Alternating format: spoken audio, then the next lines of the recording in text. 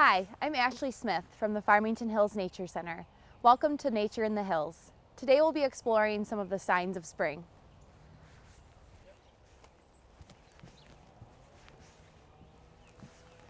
One of the first signs of spring are the trees leafing out. This is a cottonwood tree and the leaves have just opened. Soon this tree will have flowers and create the cottonwood fluff that you see floating around in the springtime. If we go a little bit farther down the trail, we see a smaller plant that we all recognize called common milkweed. And if you look close, you can see that the leaves are just curled around the stem still. Soon this plant will grow taller and the leaves will open. It's so important for monarchs and caterpillars. They rely on this for a place to find food and a place to lay their eggs.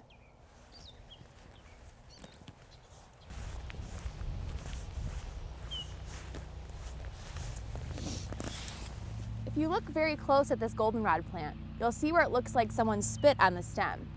It's actually a tiny insect called a spittlebug. They release tiny spit-like bubbles from their abdomen to protect themselves from predators. If you look really close, you can see that they're covered right on the stem. If we move just ahead of this goldenrod plant, you'll see a tiny yellow flower.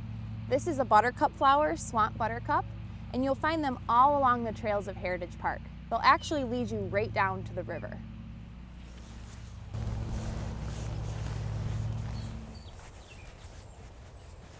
One of the sure signs of spring are birds returning from their winter home. What we have here is one of our bluebird nesting boxes. We have other birds that nest in our boxes besides bluebirds, like tree swallows, chickadees, and house wrens. We have volunteer monitors that visit the nests once a week to track them for nest building, egg laying, and watching for when the babies fledge the nest. In this nest box in particular, there is a tree swallow nest inside. We can open it up and take a peek.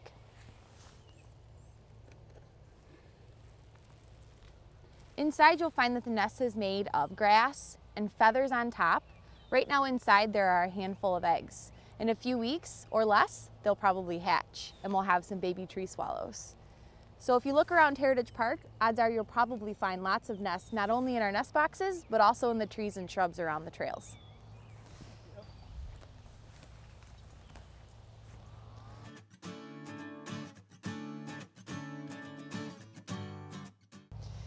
So if you look off to the trail here, this is actually a deer path. It's not a trail for people. Deer make these throughout the park, and you can tell by the heavy deer traffic, a lot of tracks you can find in the mud there. But this time of year in spring is when the does are having their fawns. And a lot of folks, if they see fawns in their yard or even here in Heritage Park, they'll find them bedded down in the tall grass all by themselves. And they think the fawn is injured or needs help and will bring it up to the nature center or possibly even a rehabilitation center. But fawns have a very special adaptation. They have almost no scent, and those spots that you see on their fur help them to stay camouflaged. So the mother is able to choose a spot, leave the fawn there all day while she goes and looks for food, and comes back to get the fawn later in the afternoon. So if you ever see a fawn by itself in Heritage Park or even on your own property, please leave it there. The mother will come to get the fawn later that day.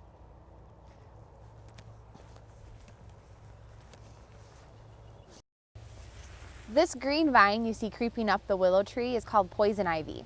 It grows in two forms in Michigan. It grows in the vine, and it also grows as a ground cover on the ground. You can recognize poison ivy by its typical 3 leaves. The leaves often will have a little thumb, almost like a mitten shape. Usually the two bottom leaves are very close to the stem, giving it this shape. The middle leaf tends to stick a little bit farther out from the stem. Sometimes poison ivy will have a little bit of red on the stem as well, and it has white berries. It's covered with an oil called urushiol, and humans have an allergic reaction to that urushiol. Not all people are allergic to it, but when you are, you get a red, itchy rash that sometimes takes a long time to go away.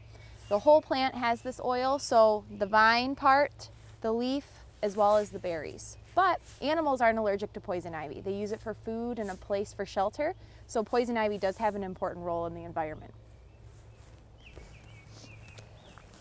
This bluish purple flower you see here is called forget-me-not. You find it all along the river trail here. The closer and the longer you look at this flower, the prettier it gets. If you look in the very center, it's got yellow, white, and brown spots. Soon in the summertime, it'll be covering this part of the trail. One of the reasons it has its names Forget-Me-Not is because it flowers almost all summer long.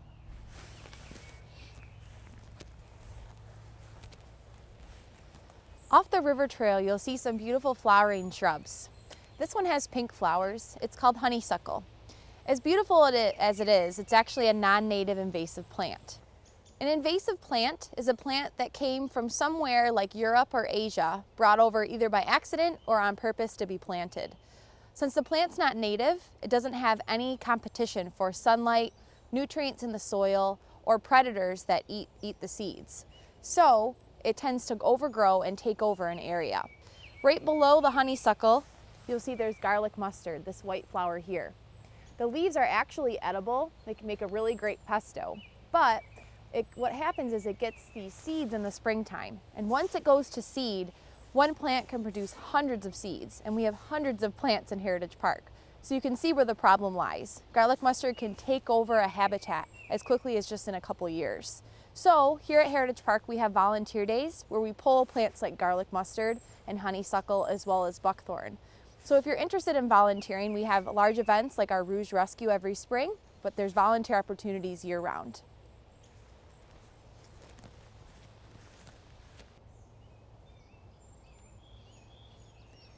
We're standing here at the bridge of the Rouge River in Heritage Park. Usually in the spring and in the fall, the Rouge River will flood its banks. The Rouge River meanders naturally through Heritage Park, so it will often flood a large distance up the trail. And a lot of folks think that's really bad. But if you come down to the bridge, you'll see there's some sediment left behind. There's even grass growing on the bridge. That sediment is called silt, and it's part of the water here in the Rouge. It's what makes it look kind of cloudy. But the silt's very important. When the river floods its banks and recedes after a few dry days, it leaves behind the silt sediment. That helps the native wildflowers grow in the springtime. So it actually is a very important role for the spring.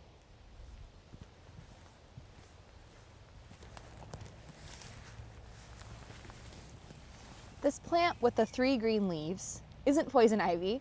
It's actually Jack in the Pulpit. If you look closely, the part of the flower here kind of nods over, and if you lift that, you can see there's a little kind of tube inside.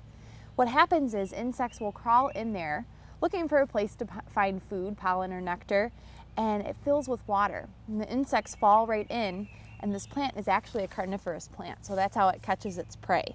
You'll find these on the river trail throughout Heritage Park. But inside, like I was talking about, there are insects that the plant is eating. So springtime is also a time when the insects are waking up from winter time. Some insects lay their eggs in the fall and they hatch in spring. Others will overwinter in the leaf litter or in the ground. So insects like mosquitoes, they lay their larvae, lay their eggs in the water, and their larva hatches into mosquitoes in the spring. And there's a lot of other insects you can find in the leaf litter or even along the trails of the river. One way you can keep mosquitoes away from your lawn is remove any standing water that you might have in bird baths or bird feeders or even buckets or watering cans that you use to water your flowers. That will help keep the mosquitoes away.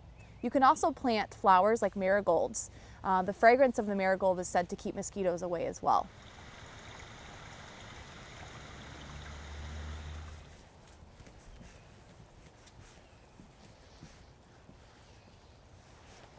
Looking out onto this creek here, you see the plant with the large green leaves. It's called skunk cabbage. It's one of the first signs of spring. It actually comes up when there's still snow on the ground. Skunk cabbage has a really cool adaptation in that it can create its own heat. So when you see skunk cabbage coming up from the ground, you'll often see an area of snow that's melted around it.